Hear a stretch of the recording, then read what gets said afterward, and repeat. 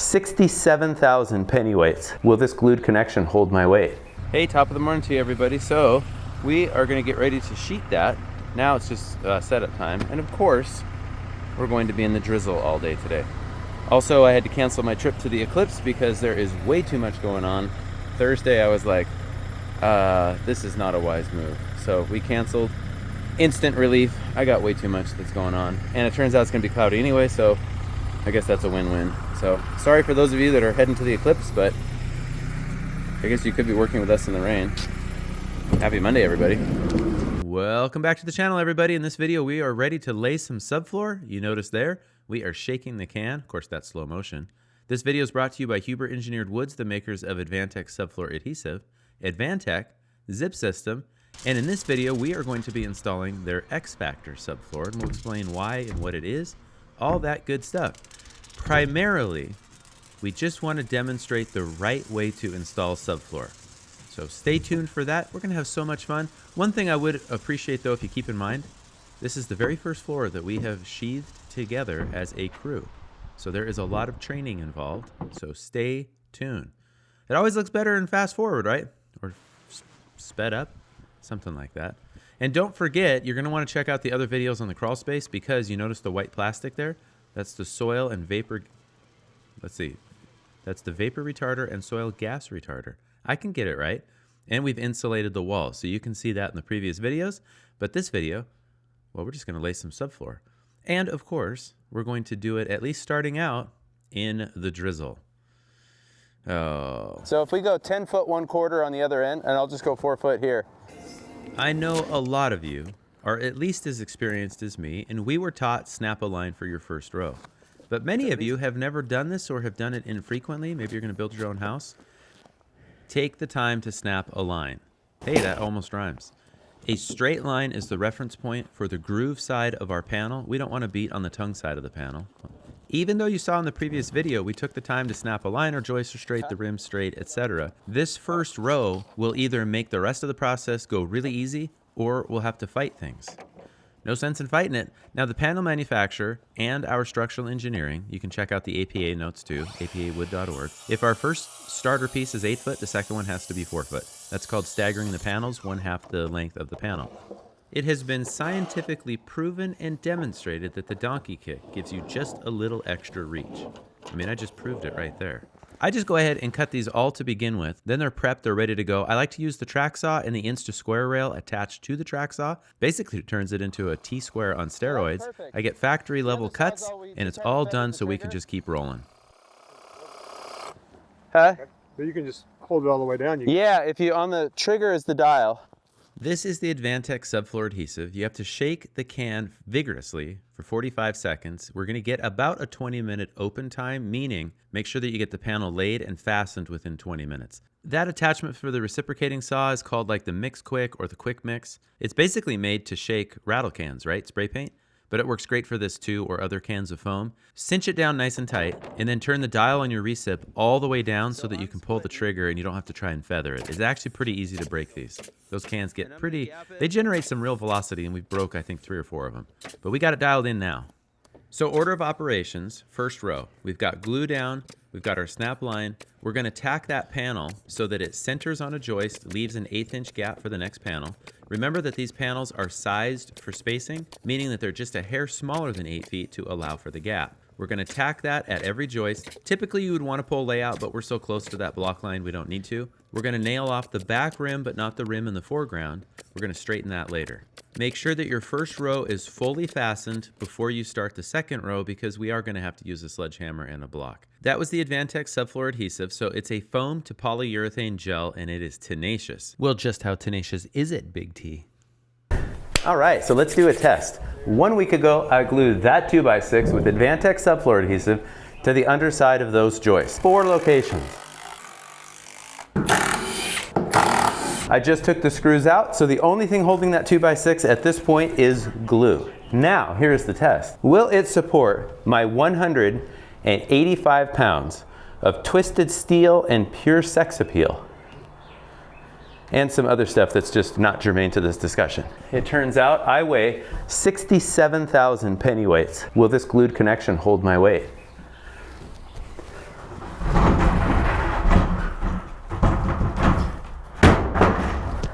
easily. Look at this. 67,000 pennyweights. I bet your subfloor adhesive can't do this. Prove me wrong.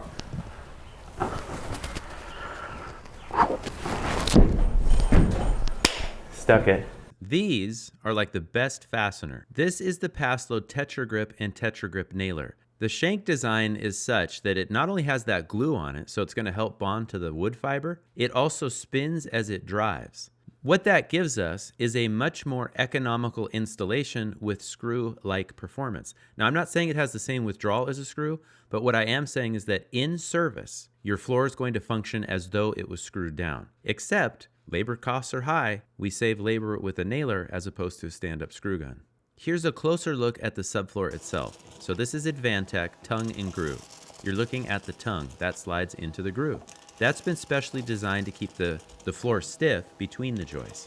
That coating on it, that's what makes this the X Factor. It's a little bit like Zip System. There's a coating on it that basically protects the wood from the weather. There's a little bit more to it than that, but that's good enough for us, right? So why would we use it? Well, as you can see, we're putting it down in the rain. This is especially designed for projects that are going to be exposed to the weather for long periods of time. So think larger houses. Does this mean, though, that Advantech itself isn't up to the task? No, we've used it for almost 20 years. The first time we used it was in 2006. Advantech has a stellar reputation. This, though, does give us some advantages. For large projects that stay open for a long period of time, well, some customers don't like it when their subfloor turns silver or that grayish color. I mean, we couldn't care less, but some customers do care.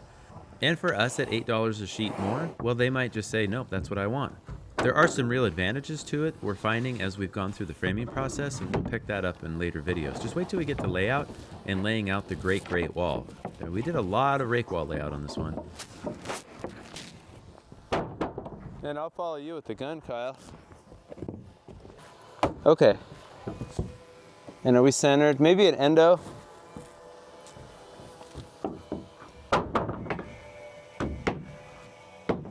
That's good. Yeah, I think that's fine. Don't use the sledgehammer to beat the panels tight. We want an 1/8 of an inch gap all the way around. And remember, the panels have been shortened length and width just enough to allow for that. And maybe endo at first. Yep, that's good. Perfect.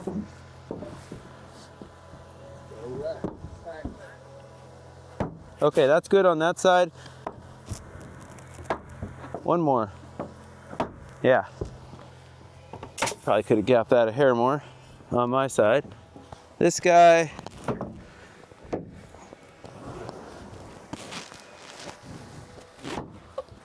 There we go. As I just blow it apart. Remember, we only have about a 20-minute time, so I'm gonna let the guys get the panels in place with the right gaps, and I'm gonna go ahead and nail it off. You can see there on the panel, we've got a nailing guide, dots or squares as the case might be, 6 inches on the edges, 12 inches in the field. That's pretty standard. That's what the APA notes show. That is what the code tables are based off of. Something to pay attention to as we go through this process is we are not trying to break a speed record on the installation. Not yet. As we get better as a crew and we get used to the whole process, like every row went faster, specifically when it comes to nailing, slow down and be deliberate. Our goal is the highest quality installation without taking forever. Be deliberate with the nails. That way we don't get squeaks. Oftentimes the squeak is just from a missed nail or a nail that curls out the side. Now you can get a squeak-free guarantee from Huber by using the Advantech subfloor adhesive, the Advantech over-engineered wood like these Roseburg I-joists. A squeaky floor can kill our reputation. And frankly, by the end of this whole process, if it's an extra 15 minutes to go a little slower with the nailing, big deal. Totally worth it. You notice there we had our 4-footers staged so that I didn't have to get off the floor. I could just reach over and grab it. So if it's an 8-foot, then it has to be a 4-foot. That's staggering the panel. If you look in the manual to Advantech, it says not to use a sledgehammer. Well, what that means is don't use a sledgehammer and beat the sheets tight. So you can see I got it a little too tight there. I'm kicking it back out. We're going to watch that 1/8 inch gap all the way around. The sledgehammer, nicknamed the Persuader, is really a necessary tool to get the panels in, especially if you're fighting like some elevation changes or the panels aren't quite as flat as they should be. The order of operations now is Kyle's gluing, I'm coming behind and laying panels, and then somebody else, whoever's free, will be nailing that panel. We want them fastened down within 20 minutes. Yeah, now they're gonna go in. Oh yeah, dog.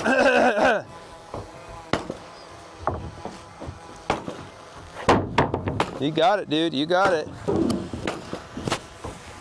Dead weight! Dead weight! All right, give that guy a tack up there.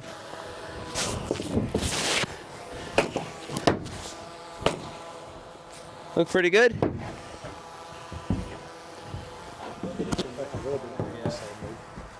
A little bit more? Yeah, it usually relaxes a little with those littler nails. You like it? I'm gonna go ahead and mark these while I'm here.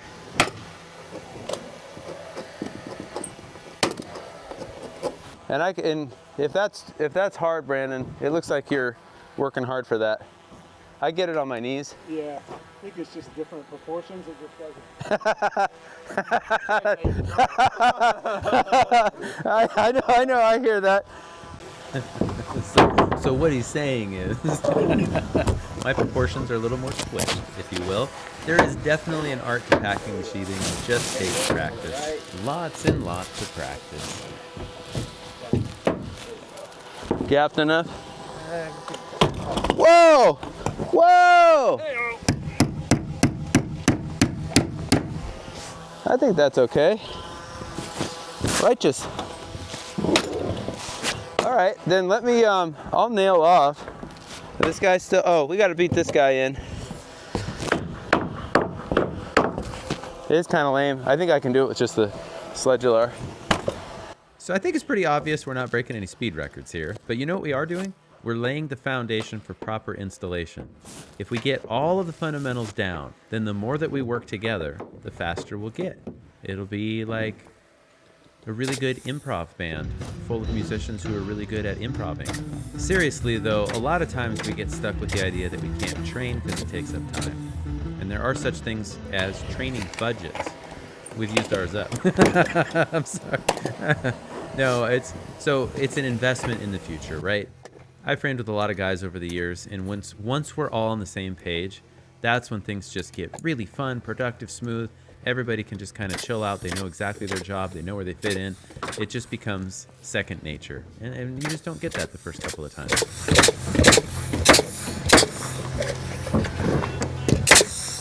Okay, let's switch gears. So we've talked about laying the panels. We've shown the glue, 1/8 inch gap all the way around the panels. You can see we are paying close attention to that. And it's good. You could see that both Kyle and Brandon are paying attention to that.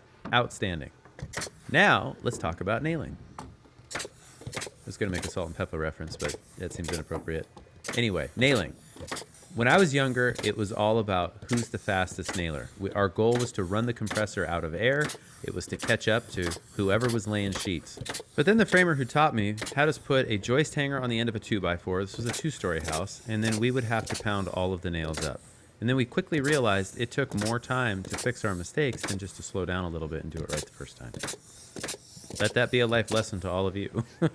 Like here's another way you could do it. Watch out.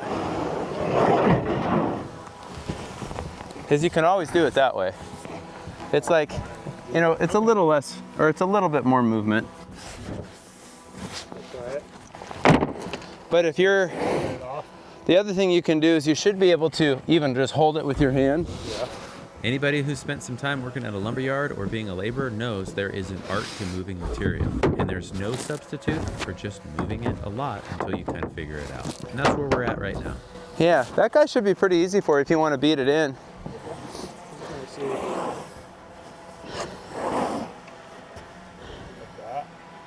Yeah, we could lift him up a little. Yeah, it shouldn't really be that. Maybe it is just a matter of height. It probably is. A lot of you are probably watching me going, hey, you're lifting with your back, that's not good. The reality is, though, is I'm kind of tilting it off the panel and it just kind of falls into my hand. I guess I could put it in slow motion. Oh yeah, but you could tell I wasn't like grunting, grabbing those sheets. So there's just a way to do it. It's hard to explain. There's a lot of different ways. You can see it doesn't look that difficult for me because it isn't. But I remember those days when, my goodness, I thought I was going to die packing this stuff.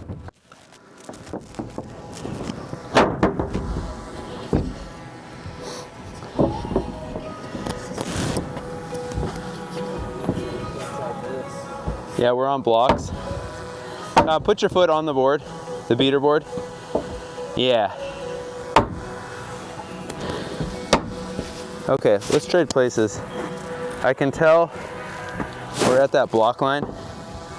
And so sometimes what we have to do, if you really, I'm gonna try to work it in from that side. Incidentally, when you're using a sledgehammer, use your arms less. And then we'll Notice see. that it's mostly trunk rotation. Okay, yeah, okay. Well, that wasn't too bad. So now that's a little tight, but I bet you we can't get it out with our feet.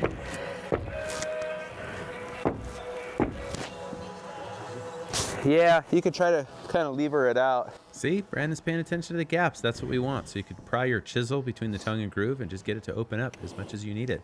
Here's a little known fact about me. Since I am the boss's son from the time I was, born, I always had a bit of a chip on my shoulder. You don't even know. I always had a bit of a chip on my shoulder that I needed to try a little harder because I was the boss's son. So I did a lot of the packing. Also, I was super into lifting weights when I was younger, and everybody's like, hey, meathead, you can be the guy that packs all the material. And I was like, watch me do it. I'm really strong. That's actually how it worked out. Turns out I was really good at it, and I still like it to this day. I'm just getting a little old for it. Got to endo it.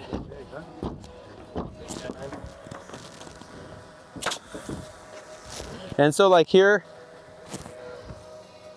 I would try it on a corner. Hey Kyle, can you dead weight over there? We're right at that block line. Yep.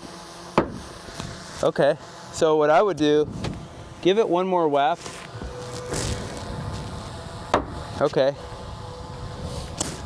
I don't really want to nail it there because of there's no gap, but I have a feeling it's going to open up on us. So try hitting it all the way on the other corner.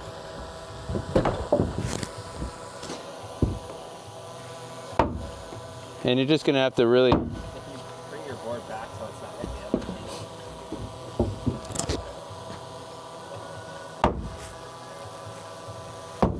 First. Yeah, you're getting it. Yeah, keep going. That's good, that's good. I find that so interesting, that it's tight on the ends and not in the middle. Yeah. All right, let's go on to the next one. Hey, watch it, watch it. Who put that guy in my way? So I'll show you a trick. We try to do as much with the sledgelar as we can. Come on now. Once it's up, because the top is close, Yep. so it's probably gonna work out. And sometimes you can kind of even get them in that way.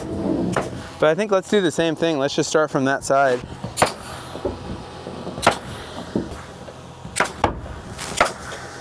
Yeah, keep going.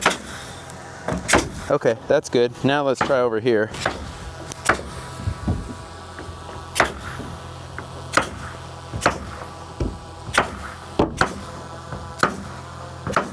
Oh yeah, that was easy. Now let's come back here, Brandon. We'll even that up. Go ahead and hit the top in. And it's probably just a love tap at this point. Yeah, see how that closed up our gap? So go until that's flush. And we're centered. Kyle, tack it, tack it. That was my Jerry Seinfeld as a framer. And then this guy, just love tap it back. And you know what I mean by a love tap, right? Just like a Yeah. little light tap. Yeah. Perfect. Kyle, tack. And then this guy, come over here, and what you kind of get used to doing is eyeballing. This gap is a little too big. However, if it was barely catching the joist, we'd have to leave it. Good. Yeah, we got a little bit of room. We got some room, so we could tap it back. And we're shooting for about a 16th any nail thickness, Okay. which is an 1/8.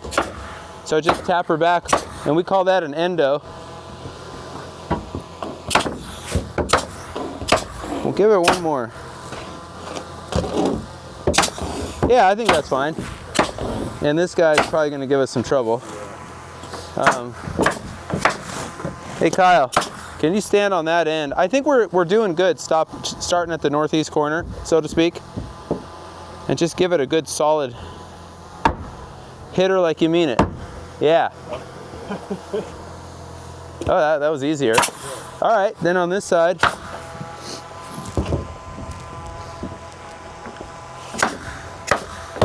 And you have to really whale this, I think. All right, let's see here. Yeah, kind of what we need to do is prop it up. Let me grab that sticker.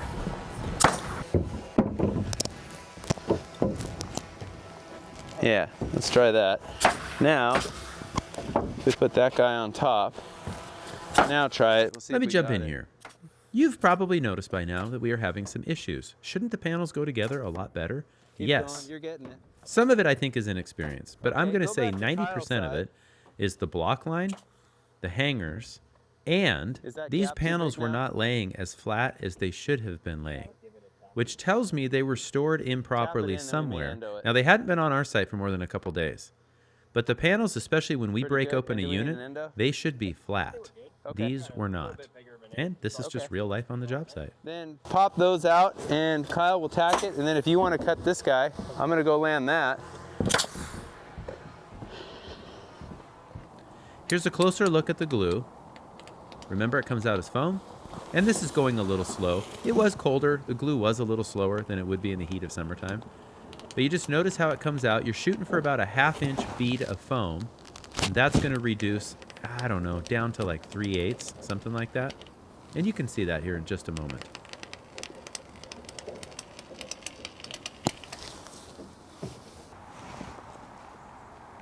ASMR.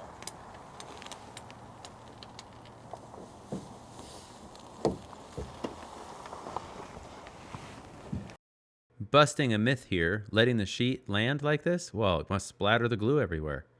9. No glue splattered anywhere. I don't see no splatter. Hey Brandon, you're gonna have to re-glue these. Don't forget. Yeah, let's re-glue this guy.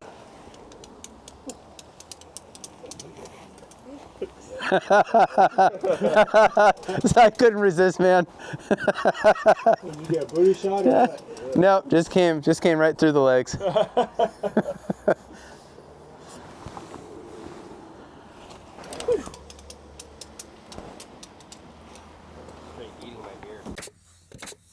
Let's go back to the subject of nailing. Now, in the past, you might have read that essentially the nails are there to clamp the panel to the joist.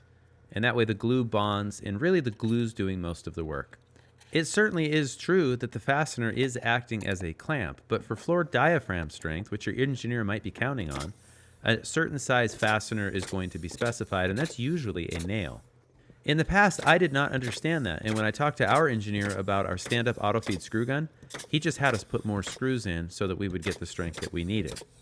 Your engineer, however, might have a specific nail that is specified, and so that's why you would need to get approval. If you're using the Simpson Strong Tie Quick Drive, that is a code-listed screw and can be a direct replacement for a 10D nail, the same nail your engineer likely spec'd. The reason I mention all of that is for 2 reasons. One, we typically think of we're fastening the panel so that we don't get squeaks, and that is true. But we're also fastening the panel for the strength of the structure, floor diaphragm, etc. Stand-up auto-feed screw guns are great. We've used them for decades. I started using the Quick Drive way back in the mid-90s. That was my job. I would rather be bent over nailing, and it's something we can trade off. It's not that hard on the body until you get to some pretty massive houses. In that case, you should have a bigger crew than we have. Earlier in the video, when we were fastening down the very first row, you could see that I nailed the back rim, which is perpendicular to the joist. In this case, we just ran the sheets long, and since we had already straightened the rim, instead of snapping a line and cutting it, we just decided, let's show off this Metabo router and the router bit. I am not recommending you go this route, I just wanted to show it as an option. Typically what we're going to do is snap a line and cut it. This particular set of rim right there, that's when we always want to snap a line and cut it. This was a short piece, it was straight. I knew I could just route it off, so I was like, I'm just gonna do this and show it. But we always leave our rim that is parallel with the floor joist unnailed. We snap a line or string it, make it dead straight, cut it, then nail it off. We also don't glue at the rim because there's just no reason to. We're gonna fasten the plates right down through that into solid backing. Cool. Okay. That clip was slowed down 50%. Makes it sound like we're stoned or something. And then, of course, remember, panel edge nailing was 6 inches, still 6 inches around the rim. If you remember way back when we snapped lines for the mud sill, we held it back about a ½ inch. Our zip will come out roughly flush with the face of that concrete, and then we're going to use Siga Ventrum tape to tape the zip to the concrete. That is part of our air sealing detail for that sealed crawl space.